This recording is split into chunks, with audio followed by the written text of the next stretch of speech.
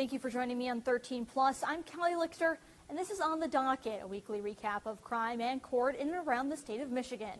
This week, we're looking into the disappearance of 55-year-old Lynette Hooker, a former West Michigan woman who's been missing at sea in the Bahamas for weeks. More questions arose when the only person with her when she allegedly fell overboard, her husband Brian, was taken into custody. I'm Michael Martin. We've spent weeks looking into the Hookers, going through court documents, speaking to family and friends, trying to figure out from West Michigan what happened to Lynette in the Bahamas. All of that and more coming up on the docket.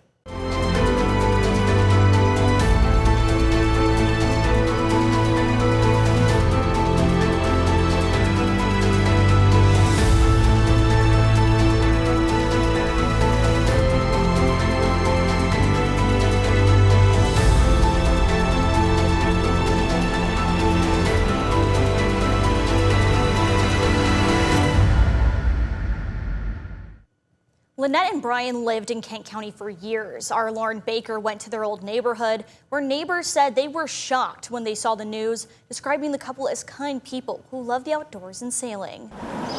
When the Saltarskis look at the home that sits across the street, they think about their neighbors Brian and Lynette Hooker from time to time. We're always waving to them, and a lot of times in the summer talking to them, coming out in the street. The couple lived in this home on Wolfboro Street in Kentwood for more than 10 years. They were good neighbors who loved the outdoors. They had wakeboards, they sailed. I mean, they liked to get out a lot. Wow. They always seem happy, together. So when these two saw the news about the couple, I just said, oh my God, that's Brian Hooker, that's Lynette. They couldn't believe it. It just made me sad, it's like to know that, we knew her here and now she's gone. Several agencies are searching for Lynette Hooker after she reportedly went overboard in the Bahamas while traveling on a dinghy back to the couple's yacht from shore. Bahamian police say strong currents carried her out to sea. Initial reports say she was holding the boat cue when she went overboard, shutting off the dinghy's engine. Her husband reported her missing around 4 a.m. Sunday when he paddleboarded back to the marina. Every time I needed advice, I would go to her. Their daughter, Carly Aylesworth, who still lives in West Michigan, according to online records, spoke with CNN, saying the situation doesn't make sense to her. It just doesn't add up why she was swimming away from the boat or why she had the keys. I have known past issues between them have not been good. The Saltarskis said they'd be surprised if Brian was involved with Lynette's disappearance. It's hard to take that Brian would even do something like that. He never created problems with anybody. Still, they hope Lynette is found safe and are thinking about her family. I'm deeply sorry. And even Brian, going through this, especially if there's questions, it's already hard enough to lose someone. As the search for Lynette continued into day 4, 13 on Your Side spoke directly with Lynette's daughter, Carly Aylesworth, from her Kent County home. Aylesworth said it was tough being so far away and not getting a lot of information. Hello, honey. I just got a call from Hopetown Search and Rescue. As the search for Lynette Hooker continues into day 4, her daughter, Carly Aylesworth, says information from the Bahamas has been coming from Hooker's husband, Brian. Like in this voicemail from Brian, Aylesworth shared with 13 on Your Side. So I just wanted to update you and let you know. I love you. I'll talk to you later. Bye-bye. The lack of information on her mother from authorities is making Aylesworth nervous. I hope they're trying as hard as they can to look for her. The sooner the better. Lynette and her husband lived in Grand Rapids for years. Authorities say they were sailing in the Bahamas Saturday when around 7:30 p.m. Lynette fell off their dinghy with the keys and got swept up in the current. Brian says he threw this flotation device to Lynette and had to paddle back to shore to report her missing around 4 a.m. the next morning. And they have found a flotation device that I threw to Mom when she fell overboard. Aylesworth, who talked to 13 on Your Side from her Kent County home, says Brian had been in her life for 25 years. So he's always been in my life. It's always been my mom and Brian since I've last known. But throughout their time together, alcohol had become an issue. problems arise when they drink. Arguments led them to become sober for around a year and a half, but Ellsworth said the couple started drinking more. They started drinking again when they were in Key West, and I had a feeling it was going to start to go downhill after that. As of Wednesday afternoon, Ellsworth says she hasn't been able to get in touch with the U.S. Embassy or authorities in the Bahamas, but the U.S. Coast Guard did reach out today. She asks anyone with information on her mother's disappearance to reach out. In a statement Brian posted to his Facebook page Wednesday, he said, in part, despite desperate attempts to reach her, the winds and currents drove us further apart. We continue to search for her, and that is my sole focus. And coming late on April 8th, Brian Hooker was taken into custody in relation to Lynette's disappearance. As he became labeled as a suspect, we spoke to a legal expert to find out what could happen next. The Royal Bahamas police arrested Brian Hooker Wednesday night in connection with the disappearance of his wife Lynette Hooker from Michigan. The news comes hours after the U.S. Coast Guard announced a criminal investigation into the matter. Supposedly, she fell overboard and a life vest was thrown at her or something. And last I knew, they just recovered that yesterday. Brian Hooker reported his wife missing early Sunday morning, saying she fell off their dinghy in rough weather. Lynette's daughter, Carly Ellsworth, who lives in Kent County, says there were issues with arguments and alcohol between the couple. They were sober for about a year and a half because they knew about the problems when they drink. And then they started drinking again when they were in Key West. And I had a feeling it was going to start to go downhill after that. Legal expert Jeffrey Swartz says this information likely led the Coast Guard to investigate this as a criminal matter. They get into arguments and they fight, something that would cause the Coast Guard to at least to some point do some sort of investigation to satisfy the claims of the family. Swartz laid out potential charges that could be filed against Brian Hooker depending on what evidence comes to light. If they're going to charge him with murder, they're going to have to show that he purposely threw her into the water and let her get swept away. I don't know how they're going to prove that unless there's video of it or somebody else saw what was happening. So we're probably looking at best for the government some form of manslaughter charge. Ellsworth says she just wants answers. I hope they're trying as hard as they can to look for her. Support right now for my family would be nice. Next on the docket, we follow the investigation into Brian Hooker and his long stay in Bahamian custody. Why he had an extended stay in Bahamian jail and what the outcome of that investigation was, coming up next.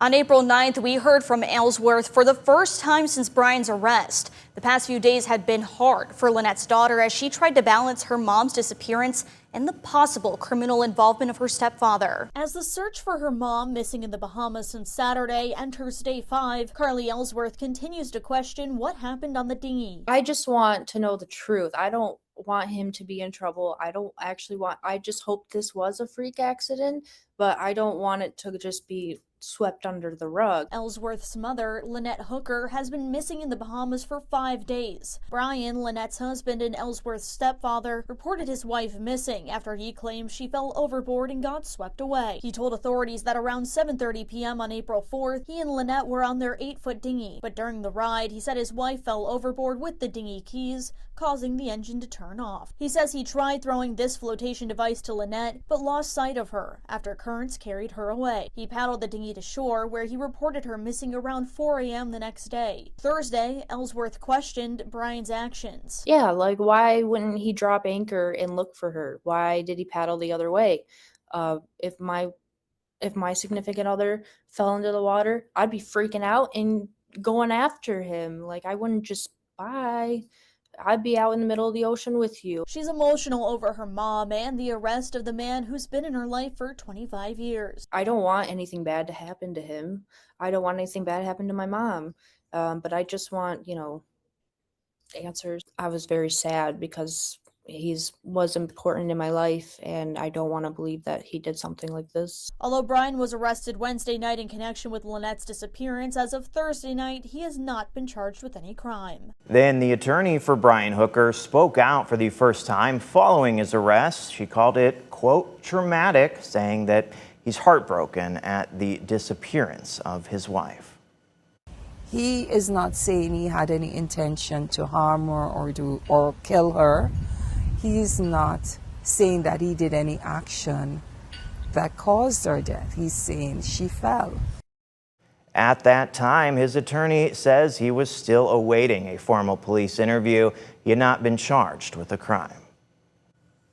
Now, the criminal investigation into Lynette continued as we got copies of police reports from the Kentwood Police Department on old alleged domestic violence complaints against the couple. A decade-old police report detailing a domestic violence incident involving Lynette and Brian Hooker may reveal details on the couple 5 days after Lynette went missing at sea. Brian reported his wife missing in the Bahamas Saturday after he told police she fell overboard with the dinghy key and got swept away around 7:30 p.m. He claims he tried throwing her a saddle flotation device, but lost sight of her, paddling to shore and reporting her missing around 4 a.m. Lynette's daughter, Carly Ellsworth, questions her stepfather's actions. Why wouldn't he drop anchor and look for her? Why did he paddle the other way?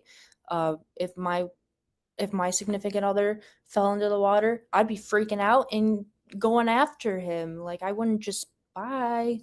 I'd be out in the middle of the ocean with you. In a Kentwood Police Department case report from 2015, Brian reported Lynette had hit him several times and caused him to bleed. He was intoxicated. When Kentwood police made contact with Lynette, she was, quote, highly intoxicated. She claimed Brian was the one who hit her, choked her, and punched her when she was trying to get to her children. The officer wrote Lynette had no visible injuries. While Lynette was lodged in the Kent County Jail for domestic assault, no charges were filed because the assistant prosecuting attorney claimed there was insufficient evidence of who started the assault. Ellsworth told 13 on Your Side Wednesday that problems arise when Lynette and Brian drink, and because of that, they were sober for about a year and a half. They started drinking again when they were in Key West, and I had a feeling it was going to start to go downhill after that. Brian was arrested in connection with Lynette's disappearance in the Bahamas Wednesday night. He has maintained his innocence.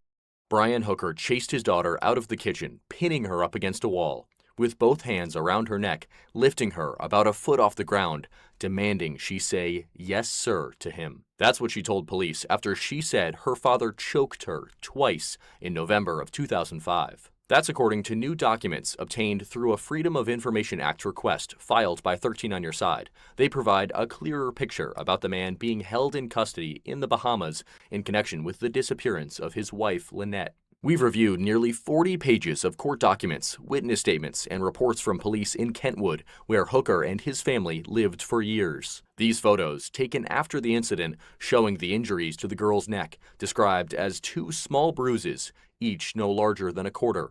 A physician later concluding she suffered a neck strain. Hooker was arrested on a charge of 4th-degree child abuse. He was also given a no-contact order for his children. He was later acquitted by a Kent County jury. Witnesses say the choking incident began around the kitchen table, with Hooker upset, degrading the children about the homework they were doing related to creationism. His daughter responded by calling Brian a bastard. She ran. That's when he chased her.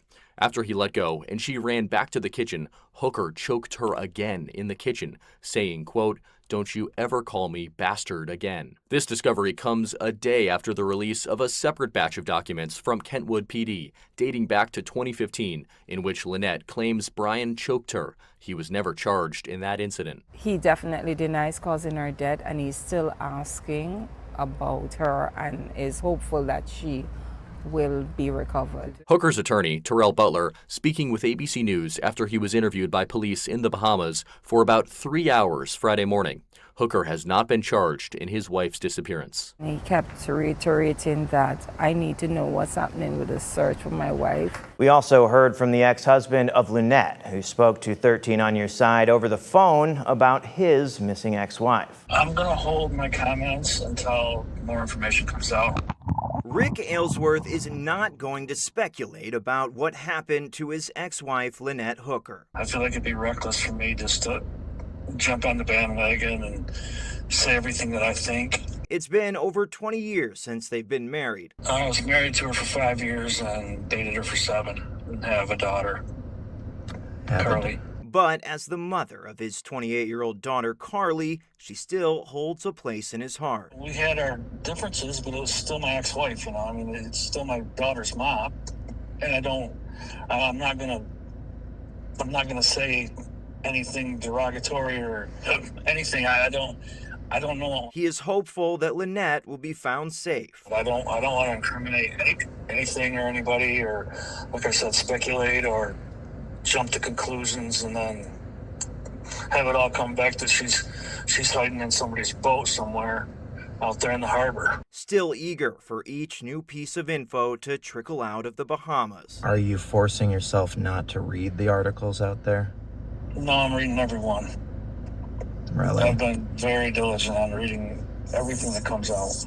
More family members came forward to talk amid Lynette's disappearance, including Brian's stepmother. Donna Hooker says her stepson was a quiet person, but she never had any indication that he was ever violent. I can't comprehend it because of knowing him like I do, you know.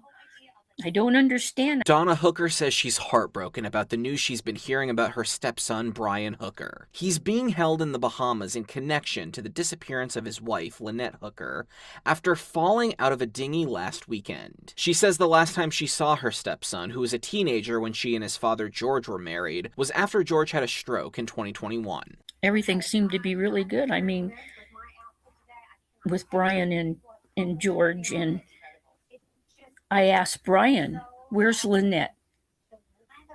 And he said, "Well, we're not getting along. We're separated. And I don't know when we're going to get back together, if we get back together." Donna says Brian and George became estranged in recent years before George passed away in October. When he was here, it was so nice. George was just elated that Brian was here. It was upsetting for me because then I had to see George with this stroke, and he's had 2 others since then, and I've had no communication. She says despite legal issues involving both Brian and Lynette, she never saw a violent side of her stepson. Basically, I don't think Lynette and Brian should have been together. It just seemed like it got bad. Ultimately, Donna still has more questions than answers about what happened on that boat and hopes the truth comes out. Lynette should never be in that water, and I feel for her daughter, and I can't even imagine it. I can't even imagine it. If he did what they think he did by pushing her out of that boat, he needs to tell the truth. As we reached out to people, we were able to get in contact with friends of the Hookers. They provided us a phone call between them and Brian. This phone call lasts nearly 45 minutes, taking place just days after Brian says Lynette fell overboard. And despite the chaos of the moment, the active search and corresponding criminal investigation, Brian lays out an extremely detailed account, what he describes as the cascade of failures that led to her disappearance. This is not really a thing. I mean, she has to come back, otherwise It was Saturday, April 4th, when Brian Hooker tells police his wife, 55-year-old Lynette Hooker, fell overboard from their 8-foot dinghy while en route back to their boat, the Soulmate. I'm just here until I get her. That's basically the deal. I can't tell you I don't have to tell you what it's like to want to give up and not, but that was the craziest night drifting out in the Abaco Sea. This phone call you're listening to happened just a few days later on Tuesday, April 7th. We did so many things wrong.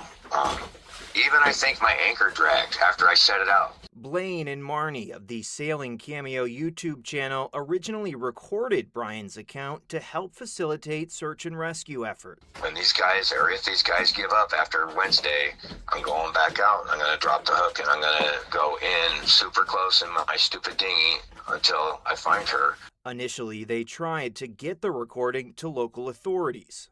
All you got, and it's floaty. All you got to do is stay afloat. That's all I want for her, is to have stayed afloat and got somewhere. But say after several days, they had no luck. Motivated, but not like I am, and I'm never leaving until I get that woman, you know, and that's all there is to it. So they posted it online in an effort to get his firsthand account in front of investigators. We were sitting on Brian's actual words of what happened. And that's crucial in this time frame of finding our friend Lynette alive. We still believe we can. When Brian was taken into police custody last week, it's stupid. stupid mistakes all built into, frankly, a devastating loss to everyone she touched.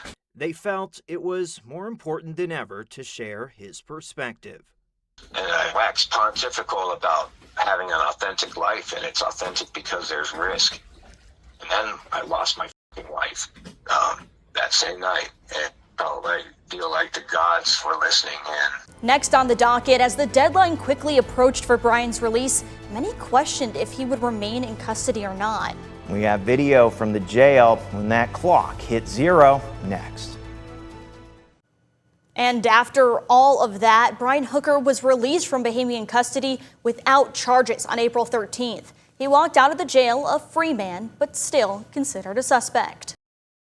The moments as Brian Hooker walked out of Bahamian police custody, a free man after not being charged in his wife Lynette's disappearance. No comments. The Bahamian police had until Monday night just after 7 p.m. to either charge Brian or release him from custody after requesting an extension to question what happened to his wife. It's been over a week since Lynette was last seen after Brian claims she went overboard on their dinghy on April 4th. He told friends it was a cascade of failures that led to his wife falling off the boat in a nearly 45-minute phone call obtained by 13 on Your Side, recorded days after his wife went missing but before he was charged. We did so many things wrong.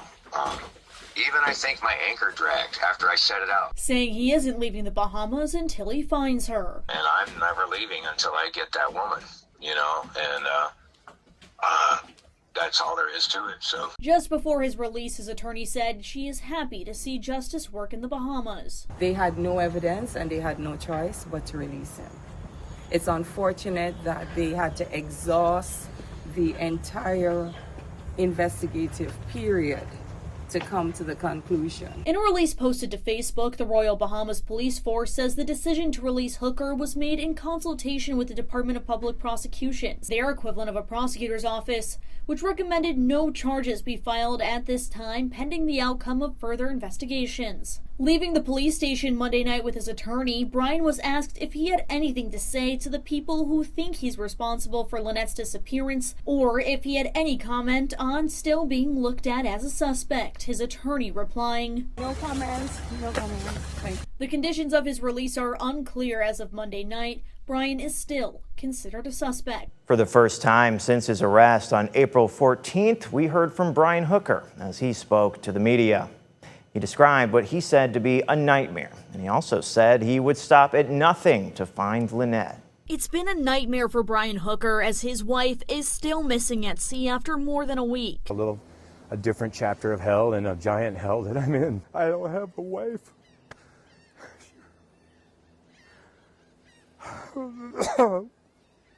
She belongs with me. He tearfully spoke less than a day after he was released from Bahamian police custody as he was questioned for hours in connection with Lynette's April 4th disappearance. Bahamian police say the decision to release Brian without charges was made after talks with their equivalent of a prosecutor's office, which recommended no charges be filed at this time pending the outcome of further investigations. I will always think there was something I could have done differently. My one job was to look out for her, and that has not happened. And I'm going to keep looking out for her now as best I can. Brian told friends in a phone call obtained by 13 on Your Side, recorded before his arrest, that Lynette went overboard in choppy waters and they weren't wearing life jackets. When we came out of this bar called the Abaco Inn, we came out of the channel and instantly got into the chop. We weren't wearing life jackets. In a statement to 13 on Your Side, Brian Hooker's attorney said in part, Mr. Hooker's primary focus remains the search for his wife of 25 years. He is dedicating his full emotional and physical energy toward coordinating with relevant parties to find her. We kindly inform you that should there be any significant updates regarding the legal status of this matter or the progress of the search, a formal statement will be issued from me.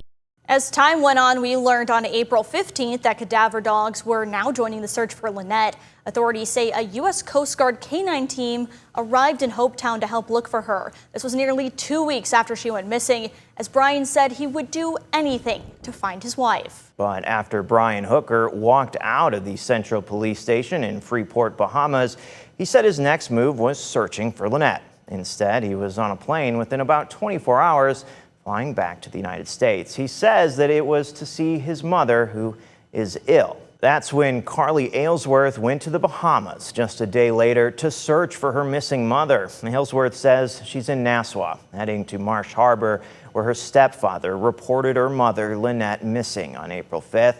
Carly says she provided a statement to police there. We've also learned that officials in the Bahamas are continuing their search and recovery operations.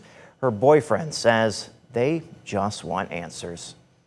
They're just not releasing information because it's an ongoing investigation, which we understand. We're just a little, we seem frustrated because of the fact that we haven't found her yet, and we would hope by now we would have. Brian still has not been charged with a crime. And one of the last updates we have as of this taping, according to his Bahamian attorney, Brian is still here in the States, and also he's hired a stateside attorney. My only focus is to go back to the boat and then hire or beg people to help me go find some areas to search. That was Brian Hooker just hours after Bahamian police let him walk free. He's still asking about her and is hopeful that she will be recovered. Saying himself and through his Bahamian attorney, Terrell Butler, finding his wife of 25 years, Lynette Hooker, was his only priority. I would ask those watching to treat him the way you would want to be treated, to give him the benefit of the doubt. But Brian Hooker is now back on U.S. soil, flying home just 24 hours after his release from the Freeport Central Police Station. And now, with a West Michigan attorney, there's still no clear answer on whether he'll return to the Bahamas. I imagine that is where his heart is, but I can't speak on whether or not that's what he will be doing. Lynette's daughter, Carly Aylesworth, Brian's stepdaughter, recently returned home to West Michigan from the Bahamas. This feels like something you just watch in a movie, but it's my life. Traveling there in an effort to better understand what happened the day Brian says Lynette fell overboard, never to be seen again. It just made me be more, why didn't he do this? Why didn't he do that? Why did that happen? So it answered some questions, but then it also arose more questions. Now, this wasn't all of our coverage into the disappearance of Lynette Hooker. You can find that at 13onyourside.com. The search is still on, and of course, we'll have all those updates when they become available. For now, thanks for joining us on this episode of On the Docket on 13+. We have new episodes releasing every week, taking you into the courtroom for the latest updates and deep dives on crime in and around West Michigan. In the meantime, we'll bring you the latest on crime in court, both on air and online at 13onyourside.com. And when breaking news affects you and your community, we stream live on 13+ with what you need to know right when you need to know. We'll see you next time with updates on what's on the docket.